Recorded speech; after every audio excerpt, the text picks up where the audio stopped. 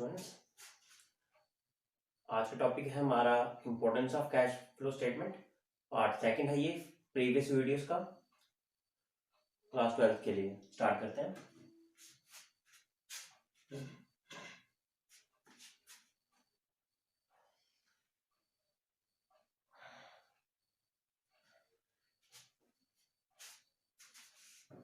तो हमने अपनी प्रीवियस वीडियो में पढ़ा था कैश फ्लो स्टेटमेंट।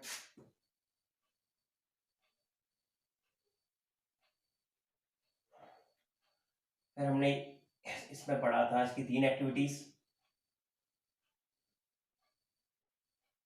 के लिए। यहाँ पे थी ऑपरेटिंग एक्टिविटीज, इन्वेस्टिंग एक्टिविटीज और फाइनेंसिंग एक्टिविटीज। यहाँ पे बिजनेस आ गया था एग्जाम्पल में। यहाँ हमारे फिक्स एसेट्स आ गए थे।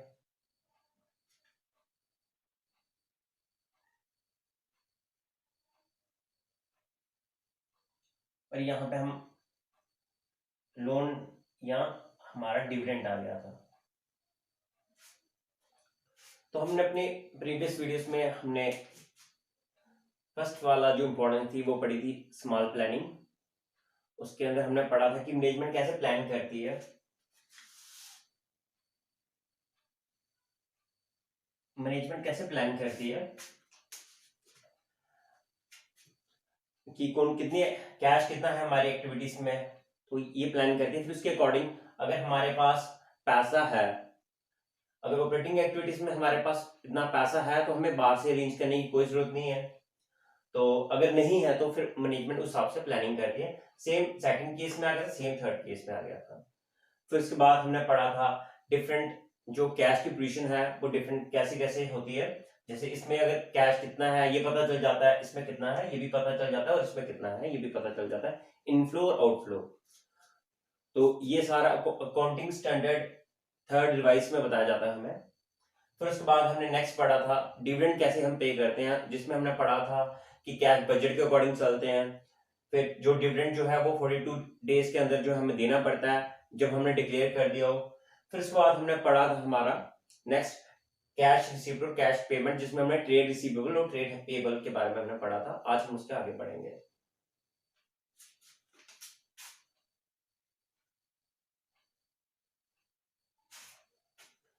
तो सबसे पहले आज का पॉइंट, फिफ्थ पॉइंट हमारा है वो है मैनेजरियल डिसीजन।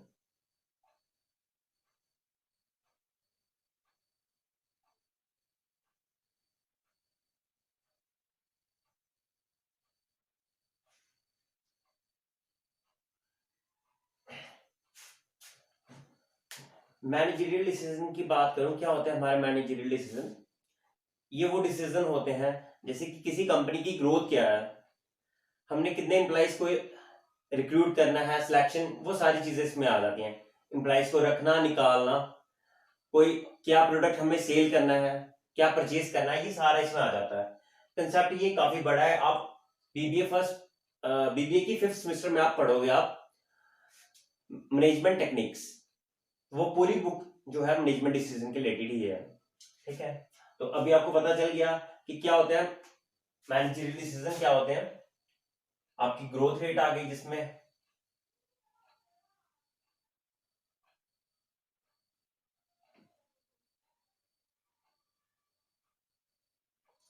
जिसमें आपकी रिक्रूटमेंट आ गई,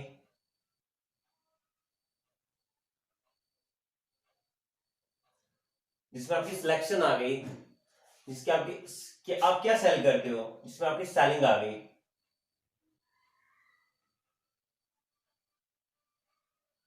क्या प्रोडक्ट आपने सेल करना है, ये डिसीजन सारे जो है मैनेजरियल डिसीजन में आ जाते हैं। यहां तक आपको पता चल गया। फिर हम उसके बारे में बात करते हैं कि कैश फ्लो स्टेटमेंट का मैनेजरियल डिसीजन में क्या रोल है, उसके बारे में हम बात करते हैं। आप एक एग्जांपल समझ लो। सपोज करो आप क्या करते हो, एक फिक्स एसेट लेते हो। फिक्स एसेट में आप मशीनरी लगा लो। आप हम क्या कर रहे हैं, मशीनरी परचेज कर रहे हैं हम। ये हम परचेज कर रहे हैं, ये हमारा फिक्स एसेट आ गया। यहां तक क्लियर है आपको? हम फिक्स एसेट परचेज कर रहे हैं। अब जो हम परचेज करेंगे वो कहां से हम परचेज करते हैं, हमें पता है हमने कोई बिजनेस ओपन किया है तो हम क्या मशीन जो लेते हैं अपने कैपिटल से लेते हैं। अगर पैसे कम पड़े तो हम शेयर इशू करते हैं और शेयर कैपिटल के थ्रू हम वो इन्वेस्टमेंट मशीन ले सकते हैं। तो हम सपोज करते हैं हम क्या करते हैं, कैपिटल से अरेंज कर सकते हैं, शेयर कैपिटल से कर सकते हैं,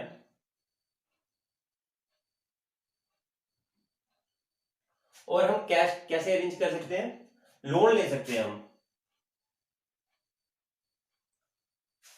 या फिर और क्या कर सकते हैं हम क्रेडिटर से हम पैसे ले सकते हैं। काफी हमारे पास होता है कैश अरेंज करने के लिए। यहां तक आपको क्लियर है? हमने यहाँ पे देखो ये कहां पे आ रहा है, इस कैटेगरी में फॉलो होता है फिक्स एसेट्स को रिलेटेड जो भी है।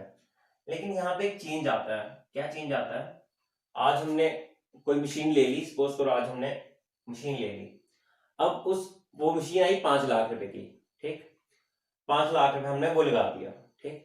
अब वो पैसा हमने रिकवर भी तो करना है ना, 5 लाख रुपया, तो हम वो कहां से रिकवर करेंगे, इन्वेस्टिंग एक्टिविटीज से नहीं। ये हम पैसा जो अरेंज करके हम जो रीपे करते हैं हम, वो कहां से करते हैं, वो करते हैं हमारी ऑपरेटिंग एक्टिविटीज से।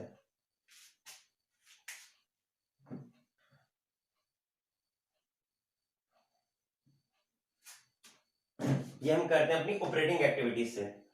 तो कैश फ्लो स्टेटमेंट जो है इसी पॉलिसी को देखता है कि क्या जो मैनेजमेंट ने जो पैसा रिकवर किया हुआ है वो ऑपरेटिंग एक्टिविटी से किया हुआ है या नहीं किया हुआ। इस पॉलिसी को हम इस तरह से देखते हैं और मैनेजरियल डिसीजन का ये रोल आता है हमारा।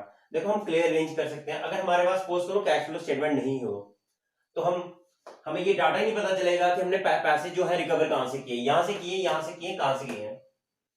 तो ये कैश फ्लो स्टेटमेंट का रोल था। आपको समझ आ गया ये वाला पॉइंट? नेक्स्ट पॉइंट के बारे में बात करते हैं।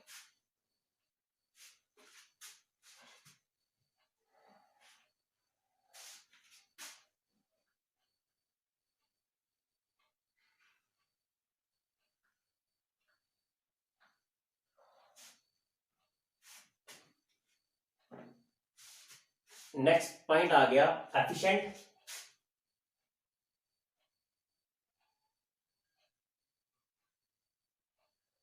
Cash management.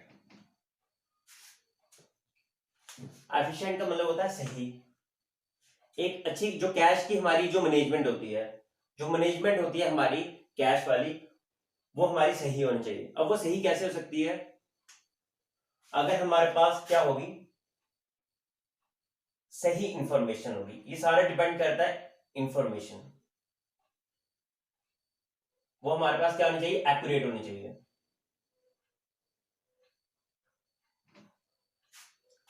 हमारे पास जो इंफॉर्मेशन है वो एक्यूरेट हो।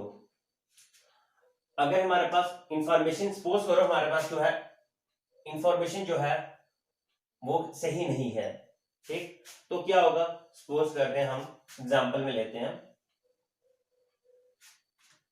3 एक्टिविटीज थी हमारी, ऑपरेटिंग, इन्वेस्टिंग, फाइनेंसिंग, ठीक। 5-5 लाख रुपए हमने लगाया था, ठीक। यहां पे हमें प्रॉफिट हो रहा है 1 लाख रुपया, और प्रॉफिट की जगह आप बोल सकते हैं यहाँ पे पैसा हमें जो हमारा इनफ्लो हो रहा है पैसे का वो हो रहा है 6 लाख रुपया। 5 लाख तो वो आ गया प्लस 1 लाख हमारा प्रॉफिट आ गया।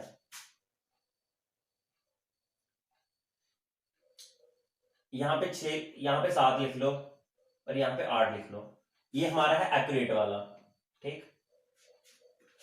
और जो ये एक्यूरेट वाला नहीं है, हम उसकी बात करते हैं। यहाँ पे हमें इन्फो मिली है कि हमारे पास यहाँ पे 10 लाख रुपया है, इनफ्लो हो रहा है, ठीक। यहाँ पे 20 लाख हो रहा है, यहाँ पे 25 लाख हो रहा है। अगर हमारे पास डाटा एक्यूरेट नहीं आएगा तो मैनेजमेंट प्लानिंग नहीं कर पाएगी। सपोज करो हमें डिविडेंड देना है, ठीक है, तो मैनेजमेंट को दिख रहा है कि हमारे पास तो 25 लाख रुपया हमें है, हम डिविडेंड आराम से दे सकते हैं। लेकिन जब देने की बारी आएगी, हम क्योंकि हम कैश बजट के अकॉर्डिंग चलते हैं, तो हम हमने अपना बजट बढ़ा दिया क्योंकि प्रॉफिट ज्यादा हो रहा है। तो जब डिविडेंड देने की बारी आई, हमें पता चला हमारे पास तो कैश इतना है ही नहीं, तो ये किसी काम का नहीं है। ठीक, इंफॉर्मेशन एक्यूरेट होगी तो डिसीजन भी उसी हिसाब से लिए जाएंगे। अगर हमें सपोज करो हमें प्रॉफिट होता है, यस प्रॉफिट को हम सरप्लस बोलेंगे, और या फिर डेफिसिट होता है, यही दो केस होंगे, प्रॉफिट होगा या फिर लॉस होगा। अगर हमें प्रॉफिट होता है तो मैनेजमेंट क्या करेगी, प्रॉफिट होगा तो हम करेंगे शॉर्ट टर्म इन्वेस्टमेंट। मैनेजमेंट क्या करेगी, हमें प्रॉफिट हो रहा है 5 लाख रुपया, तो मैनेजमेंट क्या करेगी, तीन तीन महीने के लिए, साल के लिए वो पैसा कहीं पे इन्वेस्ट कर देगी और हमें इंटरेस्ट भी आएगा। 5 लाख तो आएगा ही आएगा, प्लस इंटरेस्ट भी आएगा। और अगर डेफिसिट हो रहा है तो हम क्या करेंगे, हम अरेंज करेंगे, क्या अरेंज करेंगे हम, शॉर्ट टर्म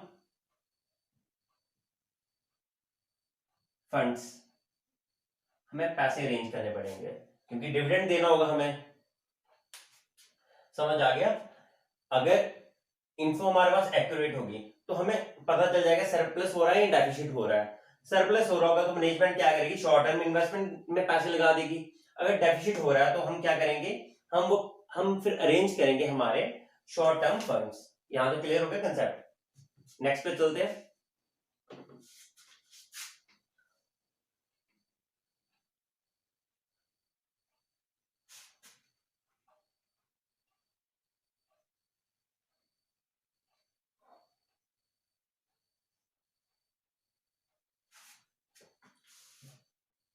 नेक्स्ट आता है हमारा कैश बजट।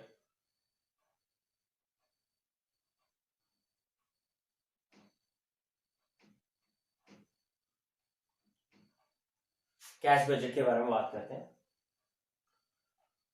अगर हमें कैश फ्लो स्टेटमेंट जो है कैश बजट के अकॉर्डिंग बनाना हो तो हमें हेल्प चाहिए होगी। किस चीज की हेल्प चाहिए हमें, हम वो बना सकते हैं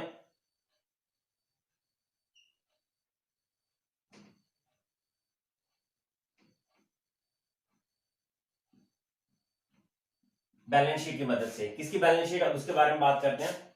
एक तो आ गई हमारी करंट ईयर की, ठीक, और दूसरी आ गई हमारी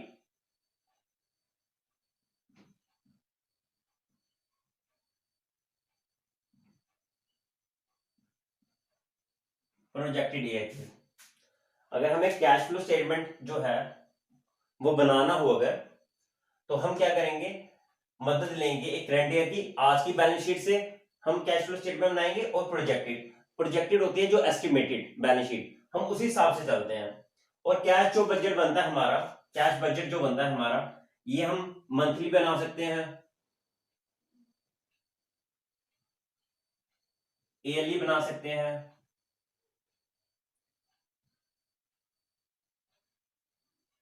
क्वार्टरली बना सकते हैं, हाफ ईयरली बना सकते हैं।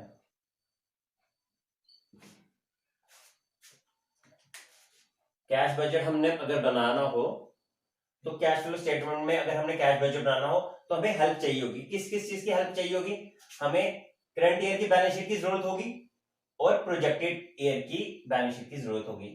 ये आ गई हमारी एस्टिमेट वाली, जिसके अकॉर्डिंग हम कैश बजट बनाते हैं। ठीक है, इन दोनों के कंपैरिजन की हेल्प से हम क्या करते हैं, कैश बजट बनाते हैं। क्लियर हो गया। और मंथली भी बना सकते हैं कैश बजट, ईयरली भी बना सकते हैं, क्वार्टरली भी बना सकते हैं, हाफ ईयरली भी बना सकते हैं। ठीक है, नेक्स्ट पॉइंट पे चलते हैं।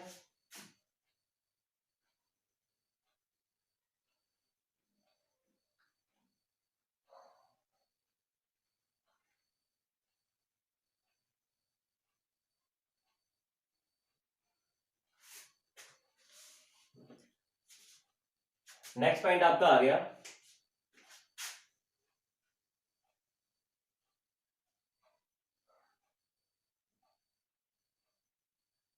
कंपैरिजन। किसका, कैश बजट का और कैश फ्लो स्टेटमेंट का। अगर हम कंपेयर करें कैश बजट का और कैश फ्लो स्टेटमेंट का तो कैसे, तो क्या रिजल्ट होगा हमारा। सबसे पहले हम बात करते हैं कैश बजट के बारे में।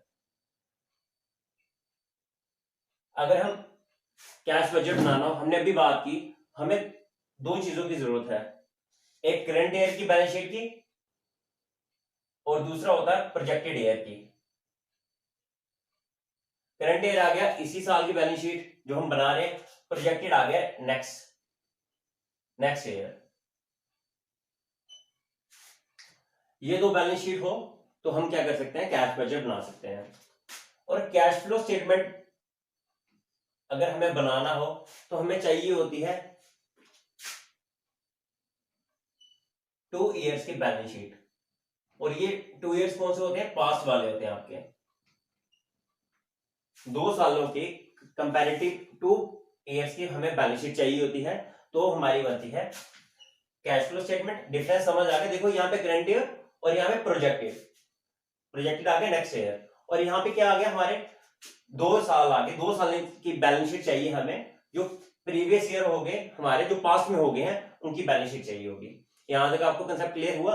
और जब हम कंपैरिजन करते हैं, अगर हम कंपैरिजन करें कैश बजट का और कैश फ्लो स्टेटमेंट का, तो क्या रिजल्ट होगा हमारा, हमारे पास जो भी कैश जनरेट होगा, जो भी हमारा कैश जनरेट होगा, वो हम कैसे यूज करेंगे, हमारे प्रोजेक्टेड ईयर के हिसाब से।